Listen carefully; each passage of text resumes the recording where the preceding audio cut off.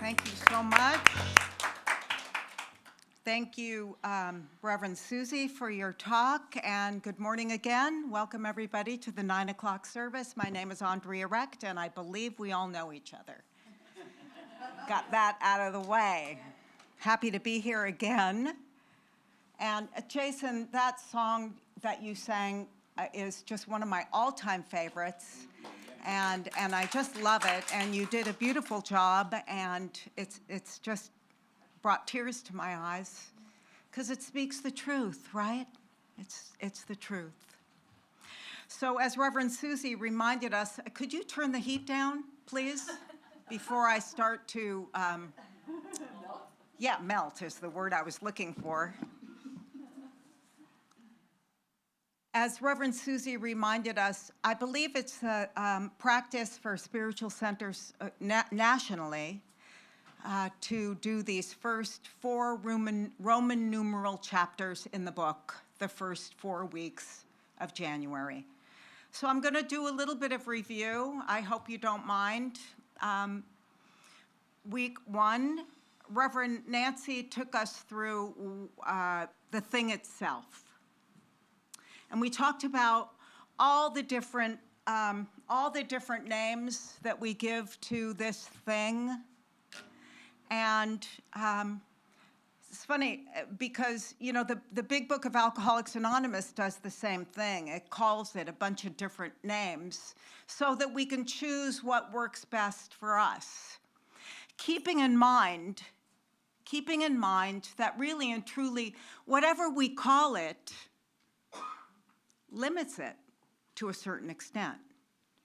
Because if I call it love, does that leave out other things? If I call it the infinite, that kind of covers it to a large extent.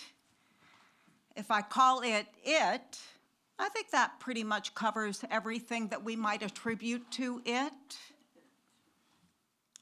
The creative medium, infinite intelligence, grace, the divine.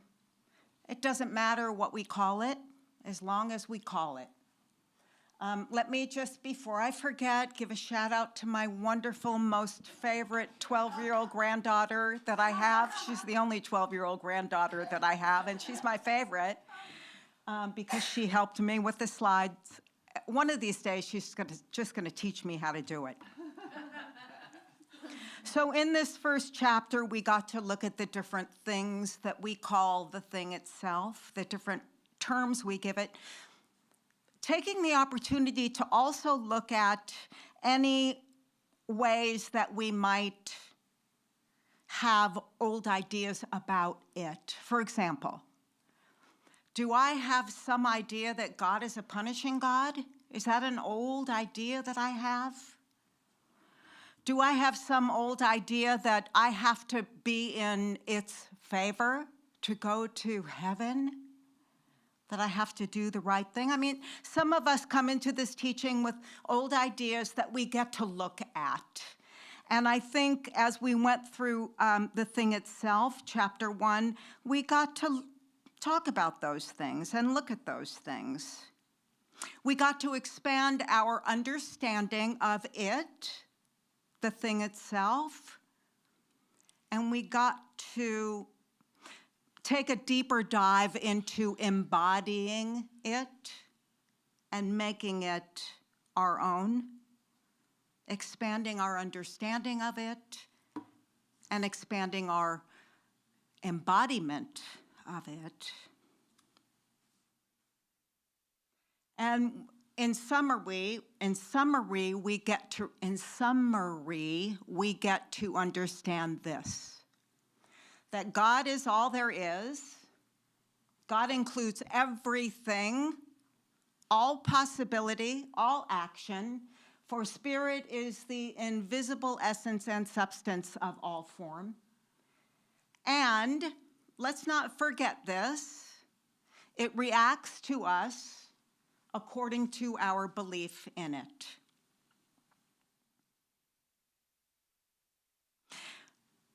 And to take that a step further, Thomas Troward tells us that belief in limitation is actually the only thing that causes limitation.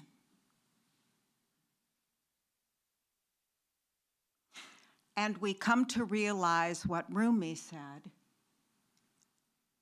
that you are not a drop in the ocean, you are the entire ocean in a drop.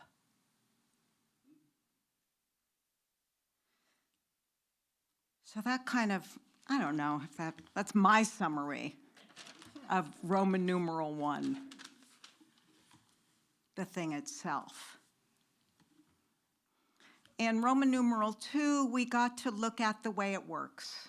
And I couldn't help but think about chapter 5 in the book Alcoholics Anonymous, how it works. And there's a lot of similarities, oddly enough. And I once heard, I don't know if this is true, I once heard that Ernest Holmes was Bill Wilson's spiritual counselor, maybe his practitioner, because there's a lot of similarities. I think one of the most important things about the way it works is this thing that we call the law. And I remember coming into this teaching, and I came through agape, and I kept hearing this thing about the law this and the law that, and I was scratching my head wondering, what is this thing, the law? And what we come to learn is that the law, first and foremost, always says yes to that which we place into it. And every time we think a thought, by the way, we're placing something into the law, that creative medium. So let's do this for a second, if you will, indulge me. You be the law, and I'm going to think some thoughts out loud. So every time I think a thought, I want you to out loud scream at me, yes. Will you do that? Yes. Yes. Oh, thank you. I feel so perfectly whole and complete today. My life is perfect. Yes. I'm really confused. Yes. Oh, that wasn't as strong a yes, but it is still a yes. I am prosperous and abundant. Yes. My life is a perfect way that infinite intelligence is expressing itself. Yes. Oh, I think I'm too old to do that. Yes. It's just as strong. Even when you don't like what I'm saying, it's just as strong of a yes, because the law doesn't discern or say, ooh, does she really mean that? Is that really what she wants to manifest? The law doesn't do that. The law just says yes. Yes. Yes. Yes.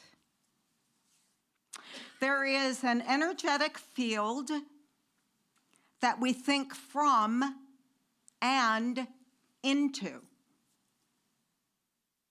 And it is infinite. So if I say, oh, I'm not good enough, the law says yes. If I say, I have clarity today and I am healthy and strong, the law says yes. I remember thinking that as I'm getting older, I am not going to subscribe to the idea that, oh, once you turn 60, everything starts, and I said to myself, no.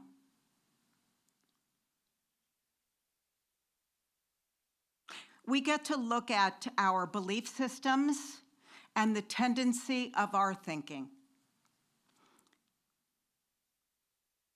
Where are we limited in our belief? What are we placing into the law?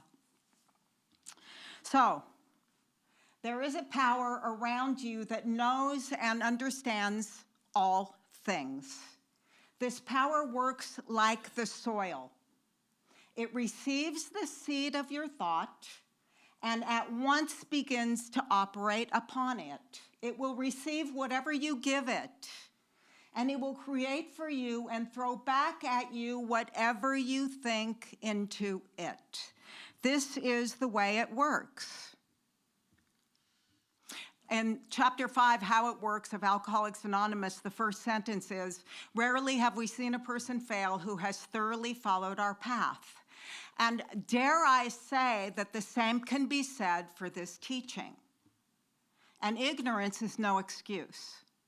Now that I know that God's right here, right now, I can declare that heaven's inside of me. Now that I know how this thing works, there is no reason to be afraid, depressed, scared, even lonely. Ignorance is no excuse.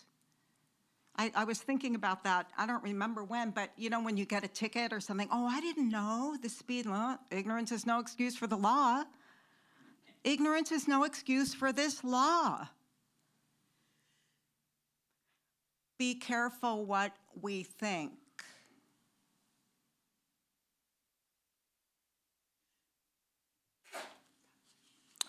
So that brings us to this week.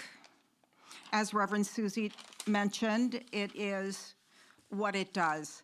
And it feels a little bit like we're getting repetitive, but let's do that together so that we can anchor ever more firmly in these truths. So there's a way that Holmes describes this idea about what it does in the chapter 3, Roman numeral chapter 3. And he talks about an iron foundry. And there's something called pig iron. I thought it had something to do with pigs, but it doesn't at all. So when pig iron gets thrown into a furnace, it melts. The solid becomes a liquid. And it's poured into molds of different shapes. Yeah?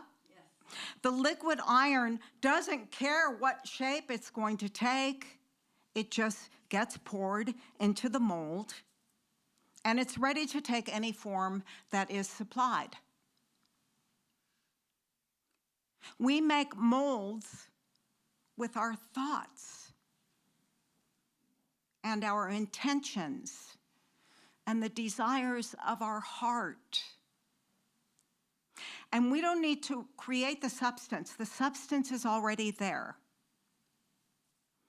But we do need to have faith and belief.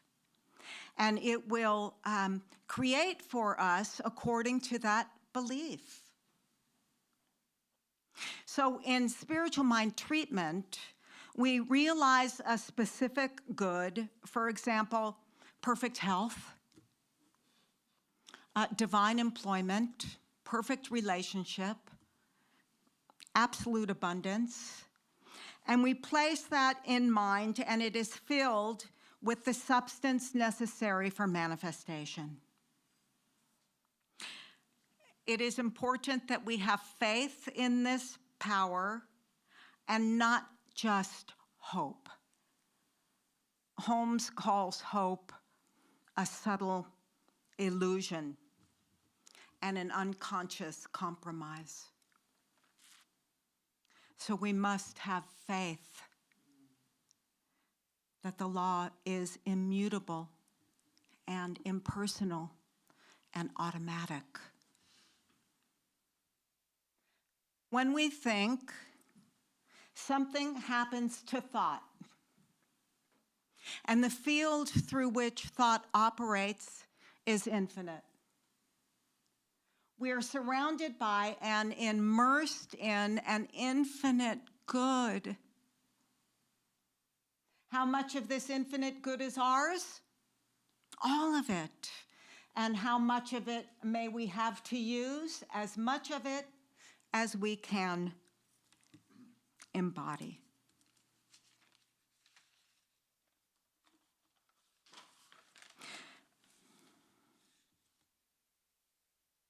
when we realize that Spirit is operating through us and for us and as us, and that our thoughts have the power to shape our world,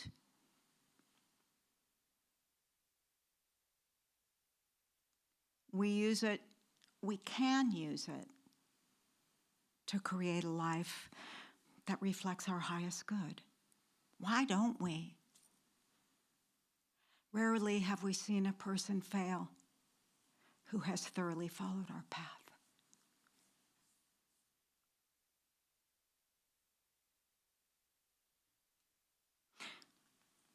Emerson said that the creation of 1,000 forests is in one acorn.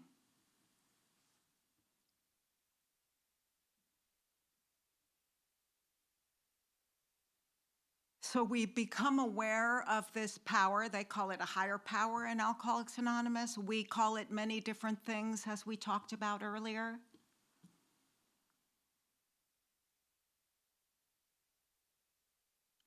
We become aware of this infinite, creative power. That receptive attitude of expectancy, which makes a mold into which the plastic yet undifferentiated substance can flow and take the desired form. We become aware of this creative power and we align with it.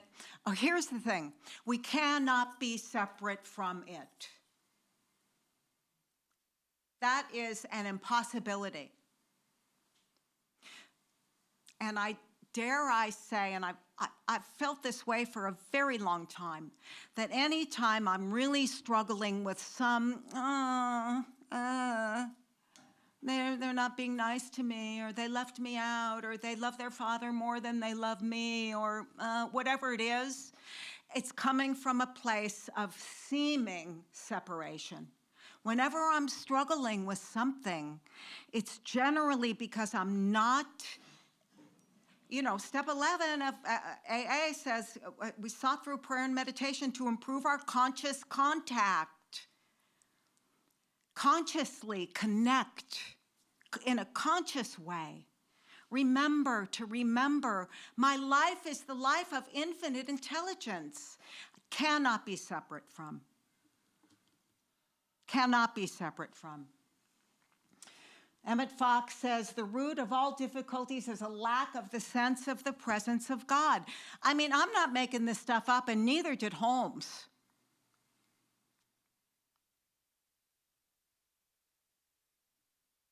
So when we become aware of this creative power, align with it, consciously connect with it, that is when we are able to bring about healing and the life of our wildest imaginings.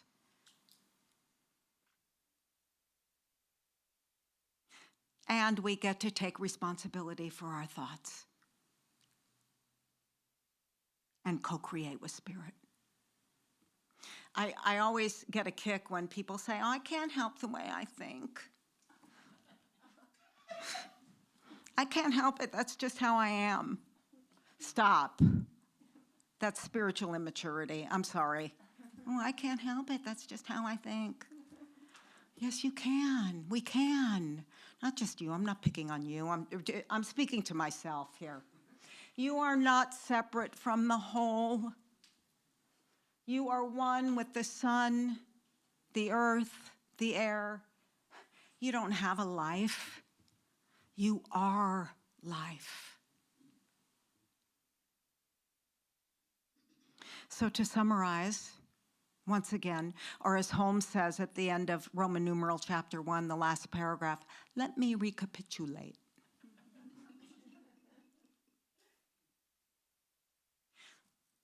There is an invisible thought stuff on which the mind acts, making things through the operation of a law not yet fully understood.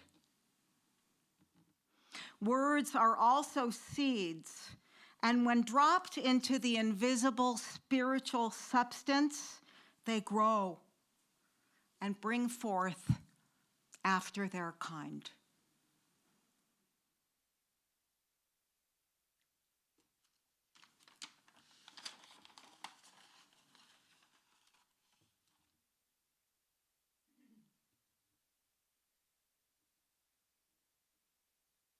You are the universe experiencing itself as human. And I think there's a tagline to that says, for a short time.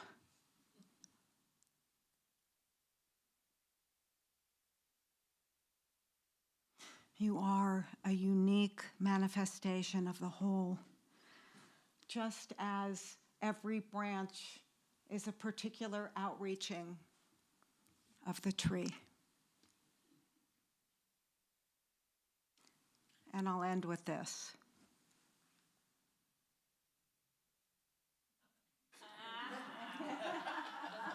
Actually, that isn't the end. This is the end.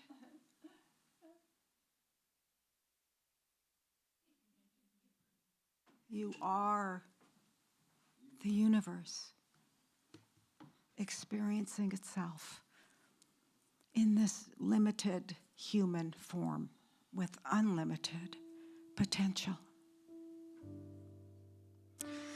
So let's take a moment to bring our consciousness together and pray.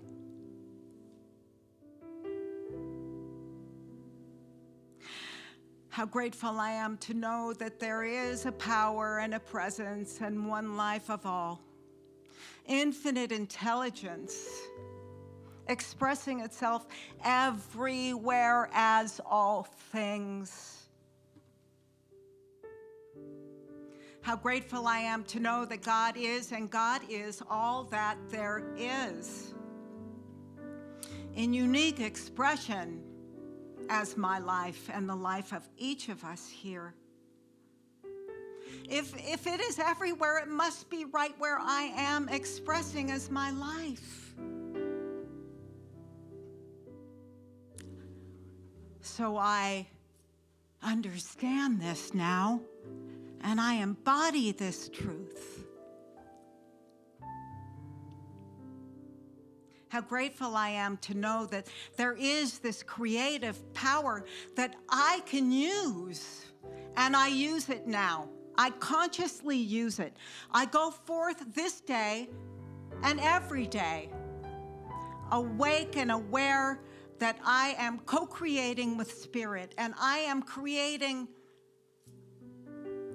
absolute perfection in every aspect of my life. I have created, and I am experiencing perfect relationships. I am experiencing divine and perfect health. Infinite resources are at my disposal, for I represent a field of infinite possibility and absolute abundance. There is clarity where I am in every aspect of my life.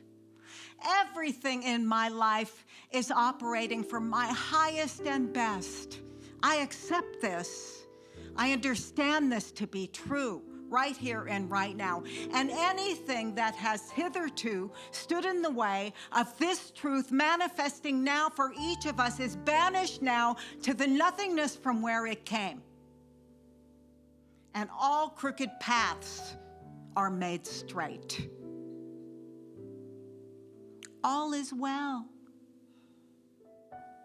All is well. And in you, my beloved, you who represent the universe in human form, you are my beloved in whom I am well pleased.